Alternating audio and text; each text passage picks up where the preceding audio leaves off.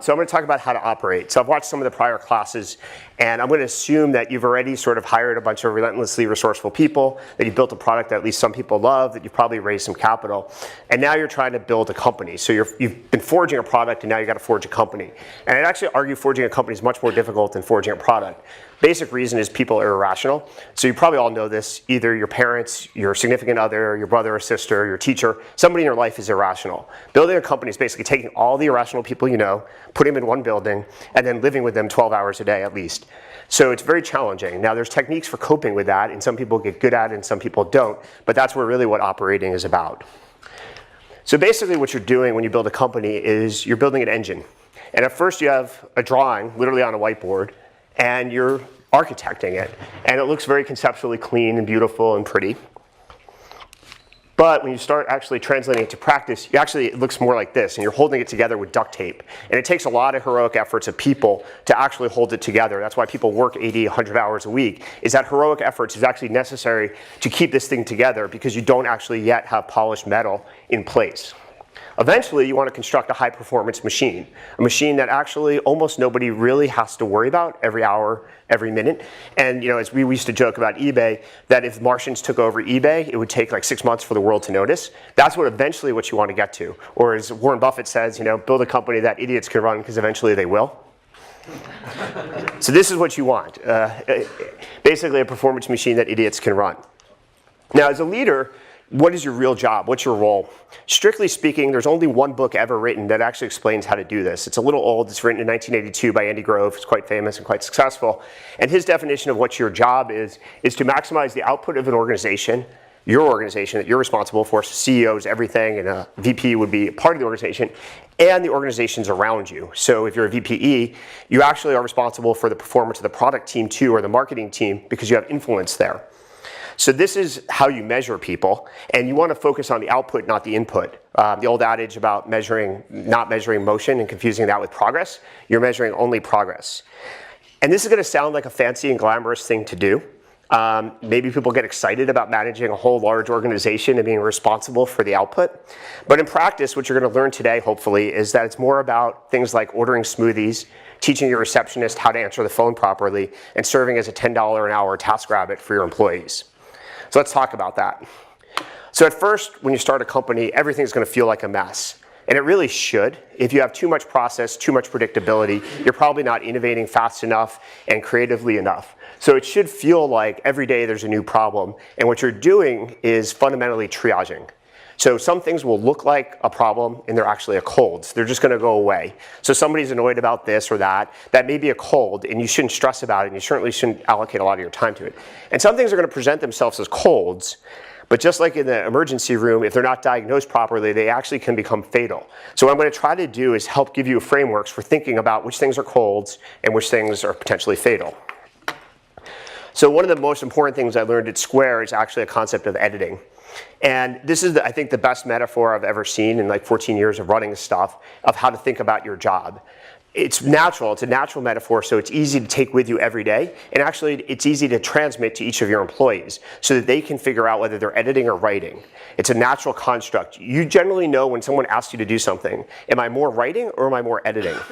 So an editor is the best metaphor for your job. And we're going to talk about the specific things you're doing in editing. The first thing an editor does, and you've probably all had this experience in school, is you submit a paper to a TA, a draft to your friend. And the first thing an editor does is they take out a red pen, or nowadays, online, and they start striking things, basically eliminating things. The most important task of an editor is to simplify, simplify, simplify, and that usually means omitting things. So that's your job too, is to clarify and simplify for everybody on your team. The more you simplify, the better people will perform. People cannot understand and keep track of a complicated set of initiatives. So you've got to distill it down to 1, 2, or 3 things and use a framework that they can repeat without thinking about, they can repeat to their friends, they can repeat at night. Don't accept the excuse of complexity. A lot of people will tell you that, well, this is too challenging, this is too complicated. Well, yeah, I know other people simplify, but that's not for me. This is a complicated business. They're wrong. You can change the world in 140 characters. You can build the most important companies in history in a very simple to describe concept. You can market products in less than about 50 characters. There's no reason why you can't build your company the same way. So force yourself to simplify every initiative, every product, every marketing, everything you do, and basically take out that red and start eliminating stuff. Second thing is what editors do is they ask you clarifying questions. So when you present a paper to somebody, what do they usually do? They find some ambiguity somewhere and they say, well, do you really mean this? Do you mean that? Do you have an example of this? That's what your job is. So you're in a meeting and people are going to look to you. And the real thing you do is you actually ask a lot of questions. And they can be simple, basic questions like, should we try this 7 days a week or 6 days?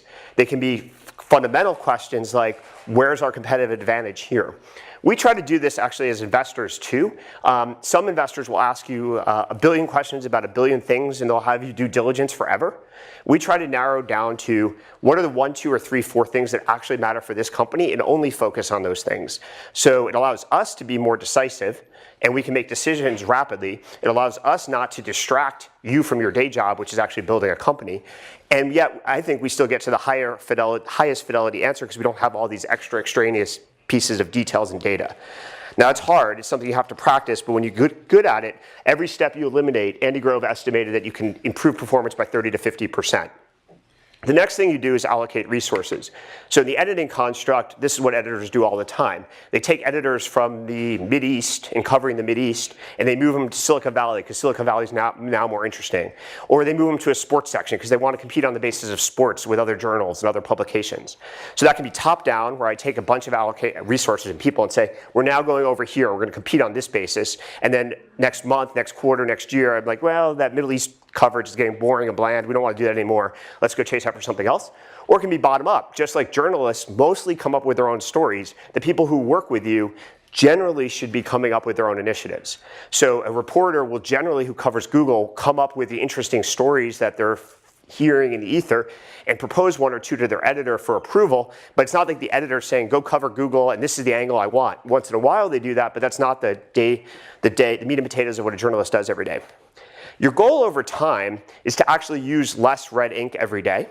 So one way of measuring how well you're doing and communicating to your colleagues about what's important and what's not, why some things are important, some things are not, is how much red ink you're pulling out every day. And it's okay if you have a bad day and the red ink's all over the place, but it's not okay if the red ink next month is more than it was last month and next quarter is more than this. So measure yourself of how much red ink you're creating.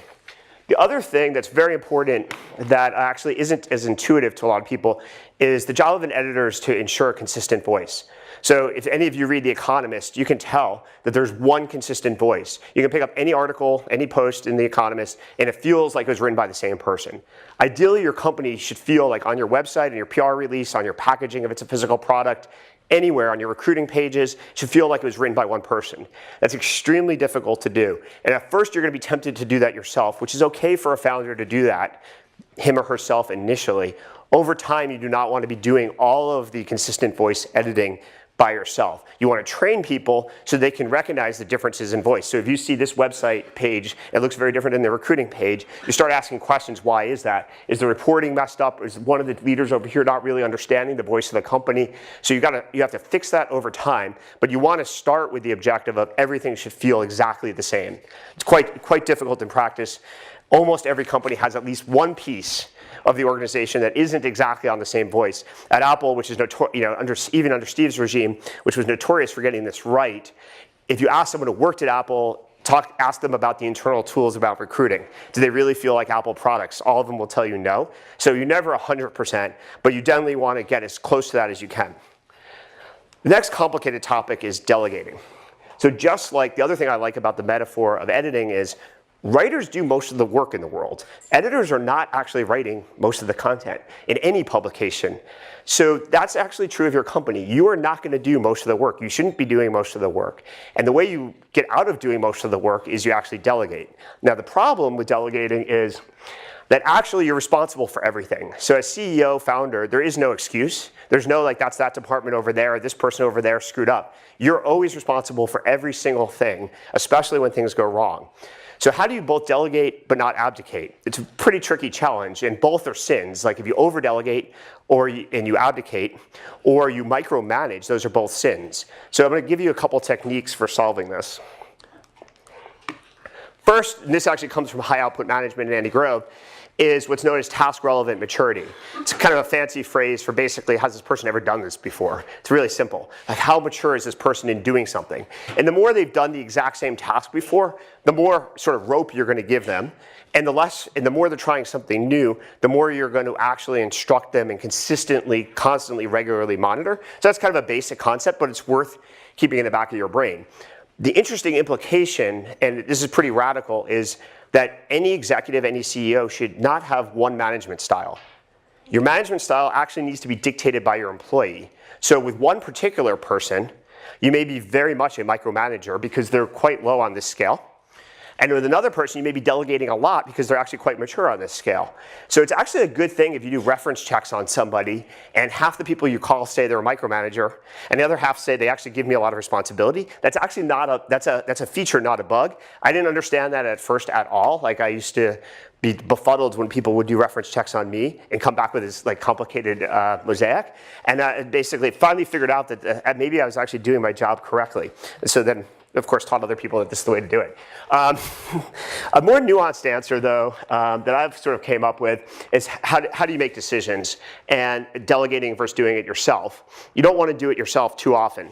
So what I've basically borrowed from Peter, this is my first 2x2 matrix ever in my life, but he taught me something at least, is you basically sort your own level of conviction about a decision on a grid. You know, extremely high, extremely low. There's times when you know something's a mistake, and there's times where you wouldn't do it that way, but you have no real idea whether it's the right or wrong answer. And then there's a consequence dimension. There are things that if you make the wrong decision are actually catastrophic to your company and you will fail. There are things that are pretty low impact that really at the end of the day aren't going to make a big difference, at least initially. So what I basically believe is that where there's low consequences and you have very low confidence in your own opinion, you should absolutely delegate. And delegate completely. Let people make mistakes and learn. On the other side, obviously where the consequences are extremely dramatic and you have extremely high conviction that you're right, you actually can't let your junior colleague make a mistake. You're ultimately responsible for that mistake, and if it's really important, you just can't allow that to happen. Now, the best way to do that is to actually explain your thinking, the why. It's easy to shortcut when you get busy explaining whys of the world, but it's very important to try. When I was at LinkedIn, I had a colleague who's quite talented, but occasionally would get annoyed if I didn't exactly agree with his opinion on something. And so I'd spent a lot of time trying to persuade him why I was making a decision a certain way. And his wild card, the card he would ultimately call out if I didn't quite persuade him, was he's like, okay, you're the boss. And that meant to me I was burning a lot of social capital. Every time he said that, I knew I was really creating a thin line, and that ultimately that was going to backfire if I did that too often. So you want to track the times that you're doing that. An example of this is Square. Is one of my favorite people in the world, and my second hire, first marketing hire, had this program he wanted to run called Inner Square, which basically allowed people to give out Square merchants to give out 10 other squares to their colleagues. Imagine a food truck outside, put 10 squares on the counter, and people could just grab them. And Kyle had this great idea. This would be an awesome marketing program. Squares would spread squares to other people. And to some extent, it was on brand, so it didn't have catastrophic consequences. Each of these 10 squares didn't cost that much money, so financially we could afford to do it. But at that time, my 10 years of experience said there's just no way this is going to work at a meaningful enough scale to move our metrics enough. And I actually would prefer we not do this. But Kyle was so excited about this that I decided to just let him do it. He learned that actually when you measure this thing, it's not massive. It doesn't create massive value for the company. It did require a fair amount of operational complexity to ship all these squares to people and figure out how to get them squares, et cetera. But it allowed him to be excited about his job and to learn how to filter future ideas. So it was totally worth letting him make the quote-unquote mistake. The next and possibly most important thing you do is actually edit the team. So these are the people that you work with. And nobody's going to have a perfect team, and you're certainly not going to start that way. So what I'm going to try to do is maximize the probability for success in editing the team. So I like this idea of barrels and ammunition. So most companies, once they get into hiring mode, as Sam pointed out, you should defer that for a while, but once you do, they just hire a lot of people. And they're and you expect that as you add people, your throughput, your horsepower, your velocity of shipping things is going to increase. It turns out it doesn't work that way. Usually when you hire more engineers, you actually don't get that much more done. You actually sometimes get less done. You hire more designers, you definitely don't get more done. You get less done per day. We can talk about why.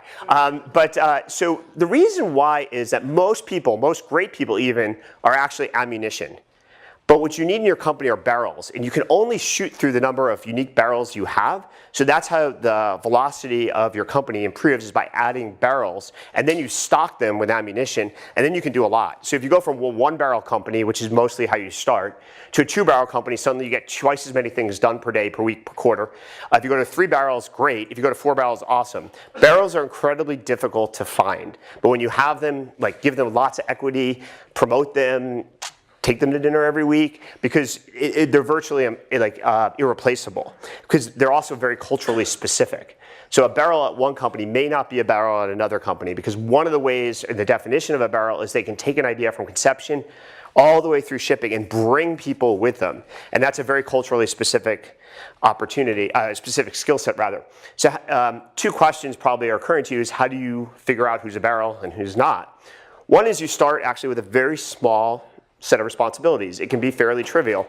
It can be something like, I want to reward the engineers that are in my office at 9 o'clock at night, every night, with a nice cold, fresh smoothie. This is actually a real example. I was frustrated. Our engineers were working really hard at Square, and maybe 20% to 30% would stay very late into the evening. And I wanted to we already had served them dinner, but I wanted to give them something cool to reward them. And you could think about alcohol, but that's a little complicated. So smoothies were probably a little bit better than the pizza, which drains you of energy. But nobody could get smoothies in my office to show up at 9 o'clock sharp, that were cold, that tasted good, and delivered in the right place so that engineers would find them. You'd think this is simple, but in fact, it took months to get this right. So then we had an intern start, and I think on his second day, I was explaining this problem, and he said, well, I'll do it. And I was like looking at him like, there's no way. I've seen my office manager fail, my assistant fail, all who were actually pretty good. This just isn't gonna happen. And then lo and behold, that night they show up on time, cold, delivered the right place. And my first instinct was, great, nothing about the smoothies, but okay, now I can actually give them something more important and consequential and complicated to do. And that's what you actually want to do with every single employee every single day, is expand the scope of their responsibilities until it breaks. And it will break. Everybody, I couldn't run the world. Everybody has some level of complexity that they can handle. And what you want to do is keep expanding it until you see where it breaks, and that's the role that they should stay in, that level of sophistication. But some people will surprise you. There will be people who you don't expect, with different backgrounds, without a lot of experience, that just can handle enormously complicated tasks. And so keep testing that and pushing the envelope. The other signal to look for is, once you've hired someone, is with an open office, just watch who goes up to other people's desks, particularly people that they don't report to. If people start going to your desk, individual employee's desk, and they don't report to them, it's a sign that they believe that that person can help them. So if you see that consistently, those are your barrels. Just promote them, give them more opportunity as fast as you can. The other question everybody asks about people is, when do you hire somebody above somebody, and when do you sort of mentor somebody, or when do you need to replace somebody? And the way to think about this is, every company has its own growth rate, and every individual has their own growth rate. So some companies that are very successful, let's say LinkedIn was always a very linear company. It never went like this. So for example, I joined LinkedIn 18 months after we launched, and we had only 1.5 million users, which in a social product is a very small number. And when I joined, I was the 27th employee. When I left 2.5 years later, we only had 57 employees. In contrast, when I joined Square as the 20th employee, 2.5 years later, we had 250, 300 employees. So each company has its own velocity on this curve. And if the company's going like this, you can only keep people in the roles that their own personal learning curve is going like this. On the other hand, if the company's growing like this, anybody whose learning curve is faster than that, you can keep giving them the same role to do. So always track the individual slope of an employee and the company's growth rate. Now that you have your barrels identified, so you're going to pick out the people that can really take an idea that you have in the back of your head, scope it out, run with it, make it happen, ship it, and it's perfect. Where do you aim these barrels? So I'm going to argue that you really need to spend a lot of time focusing people. This is something I've learned from Peter Thiel, actually. He used to insist at PayPal that every single person could only do exactly one thing. And we all rebelled. Every single person in the company rebelled with this idea because it's so unnatural. It's so different than every other company where people want to do multiple things. And especially as you get more senior, you definitely want to do multiple things. And you feel it's like insulting to be asked to do just one thing. And Peter would enforce this pretty strictly. He'd basically say, I will not talk to you about anything else except this one thing I've assigned to you.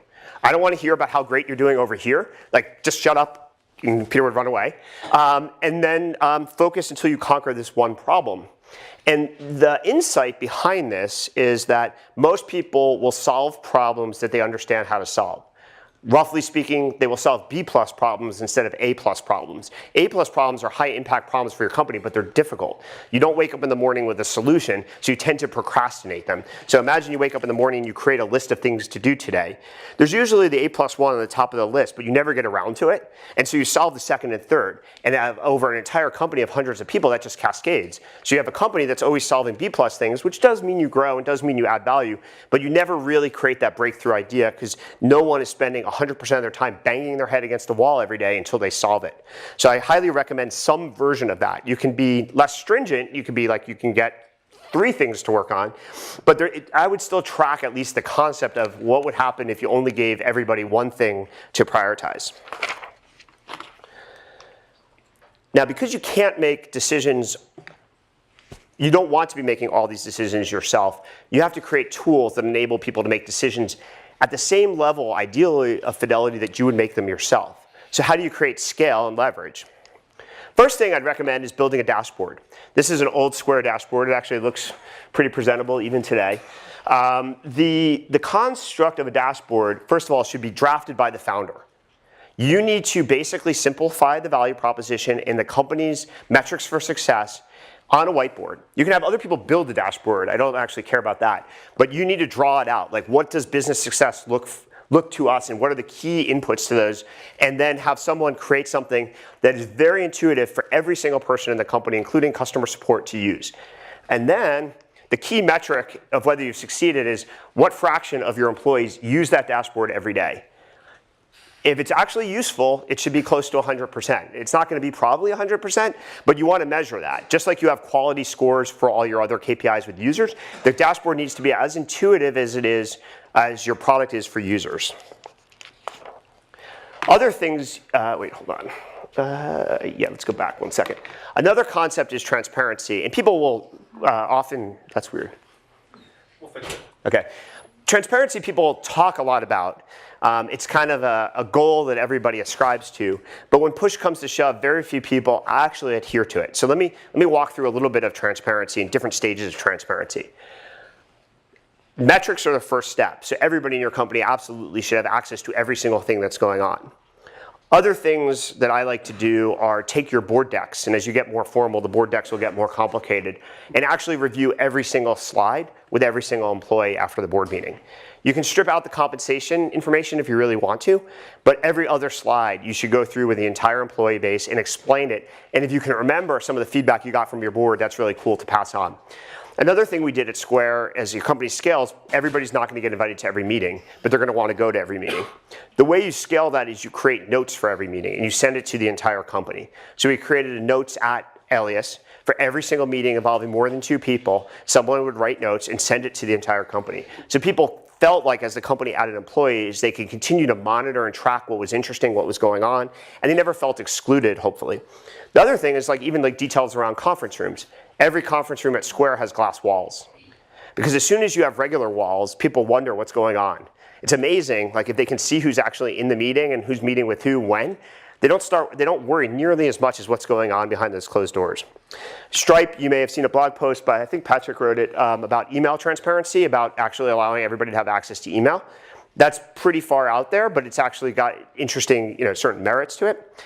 I would all call the tactics that you read about and hear about as sort of minimal viable transparency. I actually think you could push the envelope a lot more. Steve Jobs tried this at Next. He actually tried transparent compensation. I actually think, although Next didn't do extremely well, it wasn't the real reason wasn't because of the experiment around compensation transparency, and that there's a lot of merit to that. And the critique of compensation transparency is often, well, we want people to be teammates and work together and collaborate. And if you look in the sports world, though, where people are actually teammates and they do have to collaborate, all of their compensation is completely public. In fact, each of us can look up anybody's compensation in the sports world and get it exactly accurate. And somehow it seems to work. So I'm not totally bought into the idea that you need to keep compensation non-transparent. Then finally, metrics. So you want to measure things. You want to measure outputs, not inputs. And again, you should dictate this yourself. You should draft the dashboard to tie this all together. One important concept are what are known as pairing metrics or pairing indicators, which is if you measure one thing and only one thing, the company tends to optimize to that, and often at the expense of something else that's important. A classic example in payments and financial services is around risk. It's really easy to give a risk team the objective and say, we want to lower our fraud rate. It sounds great. Until they start treating every single user in this audience as a suspect user because they want to lower their fraud rate. So they require each of you to call them up on the phone and give them more supplemental information and fax in things. And you have the lowest fraud rate in the world. You also have the worst, sort of customer satisfaction score. So what you want to measure at the same time as your fraud rate is your false positive rate. That forces the team to actually innovate. Similarly, you can give recruiters metrics around hiring. And guess what? You'll have a lot of people come in through interviews, but if you're not tracking the quality of hires, you may be very unhappy with the quality of people you're interviewing or the people you're giving offers to. So you always want to create the opposite as an indication and measure both, and the people who are responsible for that team need to be measured on both. Finally, around metrics, one insight I've had over my career is what you kind of want to look for the anomalies. You don't actually want to look for the expected behavior. So a famous example was at PayPal, none of the top 10 markets that the company was planning to go after included eBay. But one day, someone noticed that 54 power sellers had actually handwritten into their eBay listings, please pay me with PayPal, and brought this to the attention of the executive team at the time. The first reaction of the executive team was, what the hell's going on? Let's kick them out of the system. That's not our focus. Fortunately, I think David Sachs came back the next day and said, I think we found our market. Let's actually build tools for these power sellers. Instead of forcing them to write into their listing, pay me with PayPal, why don't we have an HTML button that they can just insert? Well, that started to work. And then he said, well, actually, why do we make them insert it? Why should we make them insert it all the time? Why don't we just auto-magically insert it for them so they can insert it once, and then every single listing they have forever, it'll just auto-magically appear there. So that became the success for PayPal. Similarly, I was at LinkedIn, and I saw this stat that made no sense to me. The UI of the site was a little bit different back then, but 25% of all clicks, maybe 30% of all clicks from the homepage were people going to their own profile. And that made no sense whatsoever. I mean, like it was the settings, like you had to literally go to the right margin, find a link, and it was 25 to 30% of every single click at scale. I mean, so this is like statistically valid stuff. And it made no sense whatsoever. Never have seen like a UI perform that way. And I kind of went around for weeks trying to figure this out. And then someone very smart, actually it was Max Levchin, said something to me, and I was like, he's like, it's vanity. And I'm like, aha. People were looking at themselves in the mirror. That's a pretty good answer. So, because they weren't editing their profile, nobody has like something to edit every day in their profile, but they actually were just looking at themselves in the mirror every day because it made them feel good. And then you could actually test that hypothesis and say, well, if I have more content, do I look at myself in the mirror more often? Turns out you did. If you had more endorsements, did you look at yourself in the mirror more often? Turns out you did. So we actually figured out like what was actually underneath the utilitarian product that the product team thought they were building was actually a lot of emotional vanity. They didn't exactly translate it to the best possible feature like the PayPal example, which you couldn't easily put a button that said be more vain today, on the homepage. That would probably not work perfectly. So it never really like took off the way the PayPal example did, but it really clarified what users of the product really wanted. And we wouldn't have found that without looking for anomalous data. The final topic I want to talk about is details. And there's, in my assigned reading, there's a great book I really like by Bill Walsh called The Score Takes Care of Itself. And the basic point of the book is that if you get all the details right, you don't worry about how to build $1 billion business, how to have $100 million in revenue, how to have 1 billion users. That's a byproduct of getting all the details of what you do every day to be excellent. So the example he talks about in the book that really resonated with me was he took over the 49ers in 1979. They were the worst team in football. I believe they were 2-14 the year before, which is really bad for those of you who don't know football. In the next 10 years, he managed to transform the team into the NFL's best, won 3 Super Bowls. And what's the first thing he did to start going from a terrible team to the best team ever in many ways? He actually taught the receptionists how to answer the phone properly.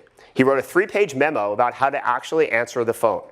Now that may sound absurd, But his point was, if the organization as a whole does everything exactly the right way, then receivers, for example, will start running their routes at 7.5 yards, not 7 yards, not 8 yards, and that actually will matter. And if everybody on the team executes exactly up to the same standard of performance, you will have an organization that is performing at the highest possible level, and then with enough random variation, the highest possible performance team will do the best.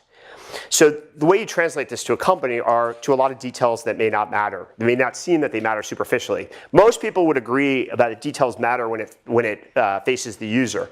But where the real debate is on things that don't face the user. So Steve Jobs famously in the Mac insisted upon an immaculate circuit design board. You can read about this in various books. The Mac, for those of you who don't remember the Mac, probably everybody here, but some of you may have seen it, actually couldn't be opened. So the circuit board design couldn't be seen by any single person in the world. There was no way to open the Mac except the people who worked at Apple. And Steve insisted that it be absolutely perfect and beautiful. That's the kind of detail obsession that this sort of philosophy of building a company requires. Examples that may be more practical for you instead of circuit boards are things like, what food do you serve people? It actually matters more than you might guess. When people don't like the food you serve them, what do? They go gossip. They go complain to their friends. They go walk over to someone's desk. And all of a sudden at lunch, what they're complaining about is they're mostly spending time gossiping and complaining instead of brainstorming. So you don't have this serendipitous idea matching another serendipitous idea that creates a spark. Instead, they're all wandering and willowing around. So the best thing you can do is actually give people the food they want or food that's good for them that makes them more productive. So it may seem a lot like this glorious job you thought you have is actually more like running around being a TaskRabbit for people, but it's to take the things off their plate that are a distraction so that they can be high performance machines. And if you take enough things away from people that distract them and give them the tools to be successful, all of a sudden your organization produces a lot more. Similarly, another example that's often got wrong is office space. So one natural instinct is when you need an office, just to have an office manager or someone on your team go out and find offices. And they'll go on tours with agents and they'll come back with photos and ideas. You need to do that yourself. The office environment that people live in and work in every day dictates your culture and how people make decisions. It dictates how hard people work. There's almost no more decision other than what company you're going to be than what's the office environment you're actually in. And most people don't do that. And then the final thing, and then I'll take some questions, is around effort. Ultimately, I don't believe that you can build a company without a lot of effort and that you need to lead by example. So Bill Walsh, the first chapter of his book gets asked this question of how do you know whether you're doing your job? And this is the answer he gives coaches that used to ask him that question.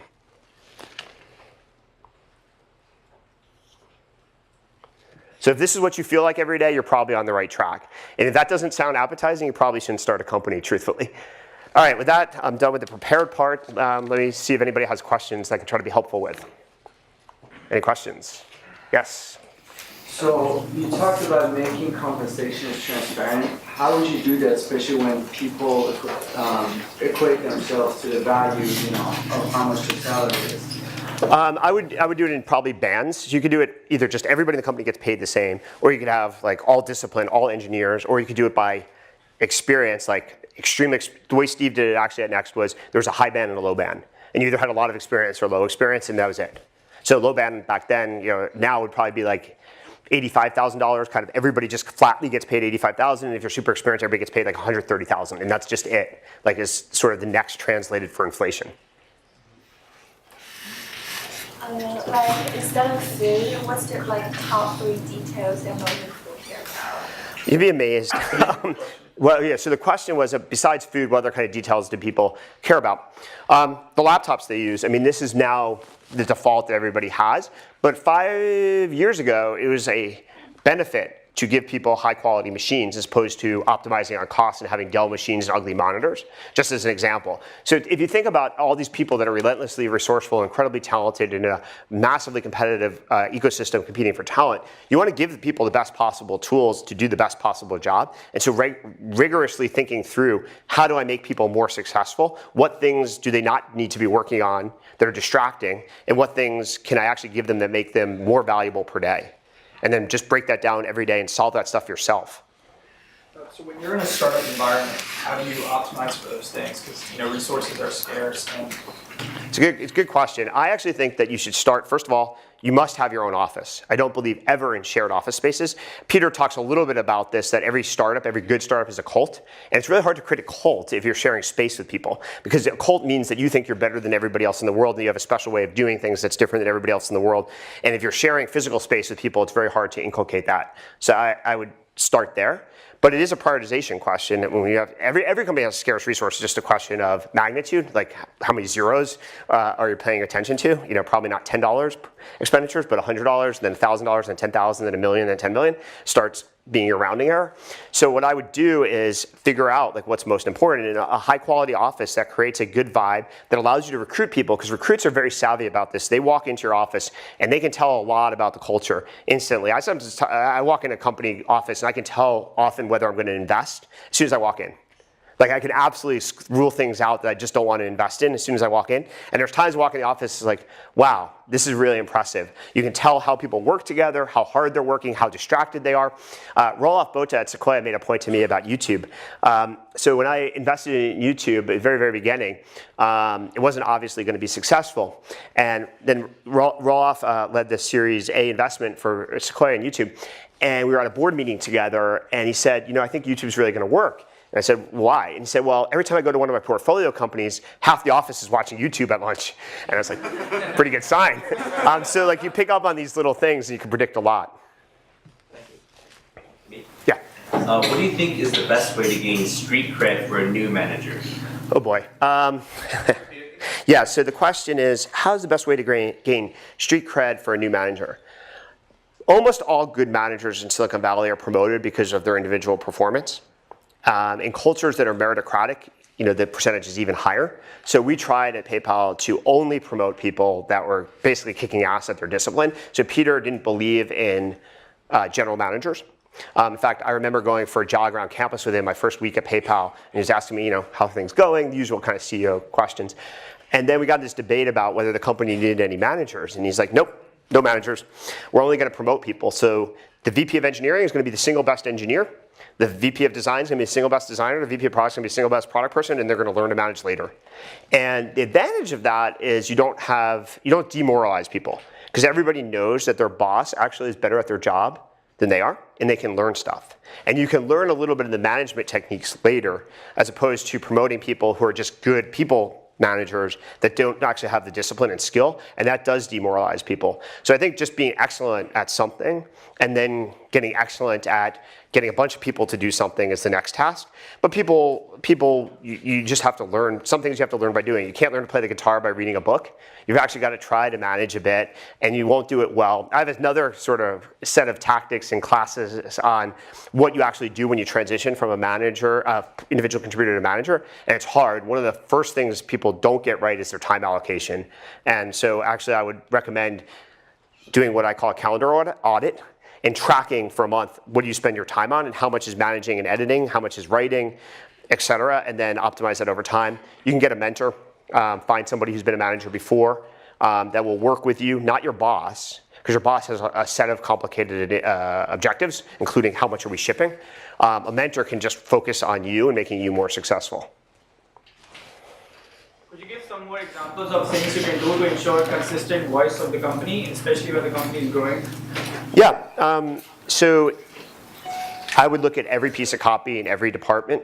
So another area that almost never is done, so look at your recruiting website, almost never done to the same quality as your conversion funnel. I'd look at customer support, another classic area that isn't up to the same quality, and treat customer support like a product so that you actually have an engineering team and a design team over time that actually focuses on making that world class. Usually where you have different executives at a scaled company, most executives were trained differently at different companies, and they bring some of that with them. So you've got to cross-train that. So if you've hired a VP of engineering from Google, it's very different than a design leader who came from Apple. They don't actually learn how to do anything the same way. So you're going to have to stitch that together somehow. Either one or the other is going to have to learn in the other style, or you're going to have to create your own style and really teach that to your executives. So it shows up all the time, but all you need to do is just pick up the company's products and look for things that have a different voice. And you can see it, visual voice, word choice, all over the map.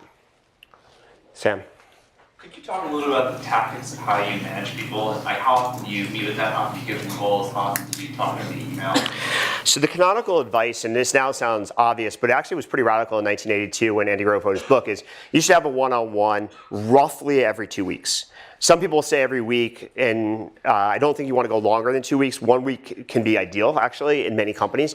The reason why, in fact, there's another adage, which is you should only have 5 to 7 direct reports. That actually derives from the concept of a one-on-one every week, so that the direct reports, so that you can fit enough one-on-ones in your calendar and still get other things done. So I think one-on-ones per week are a good idea. The agenda should be crafted by the employee who reports to the manager, not the manager.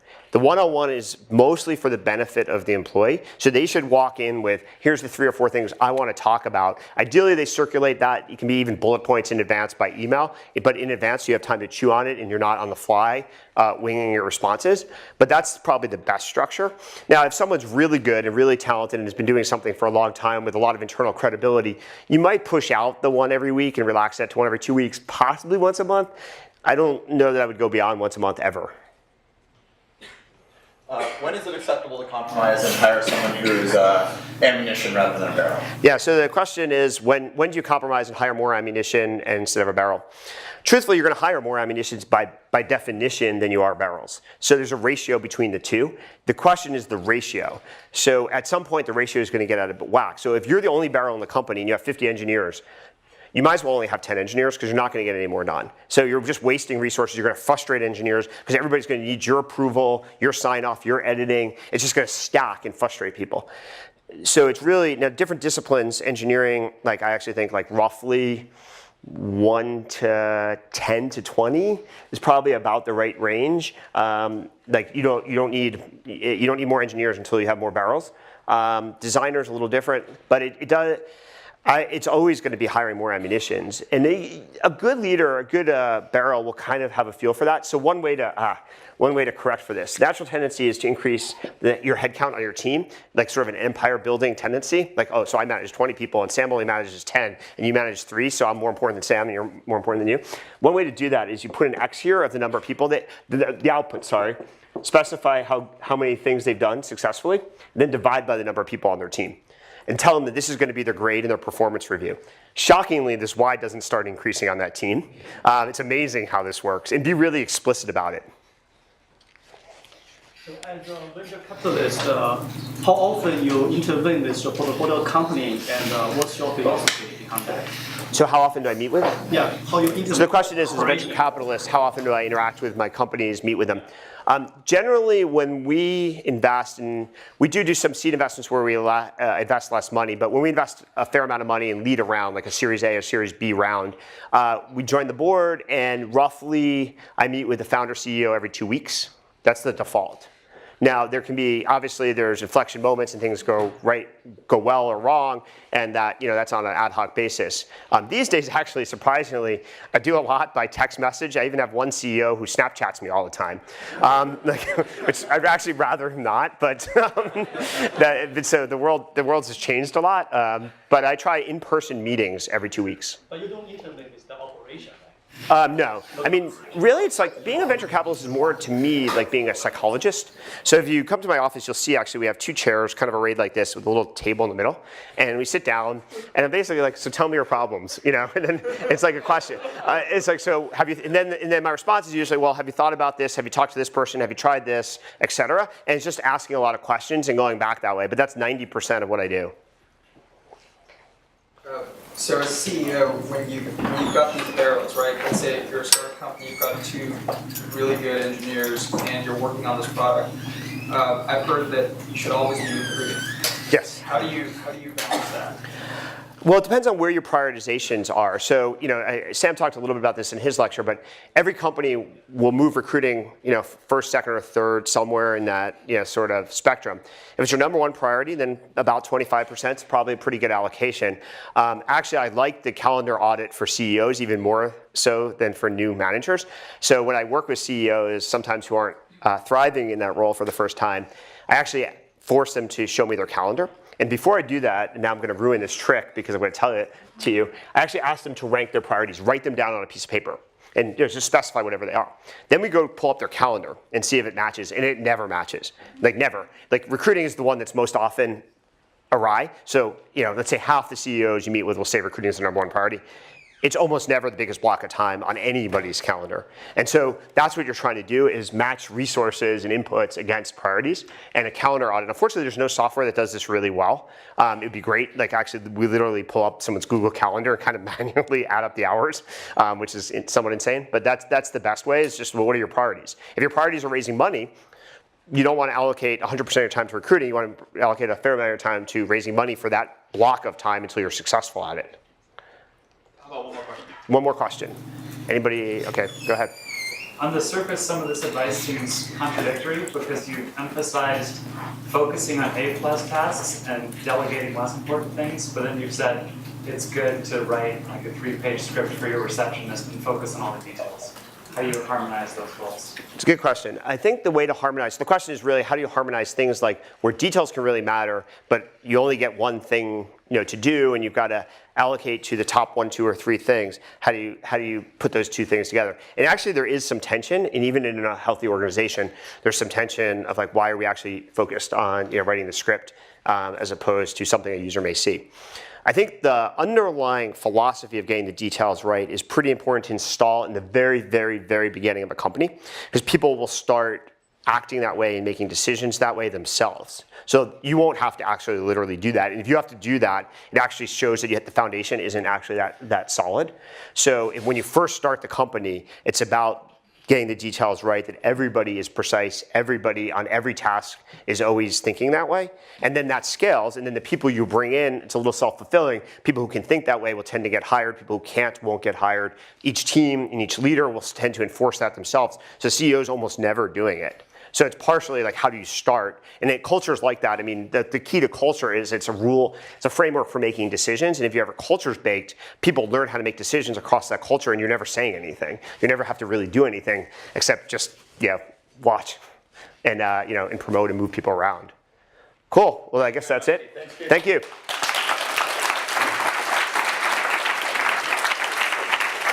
Cool, thanks.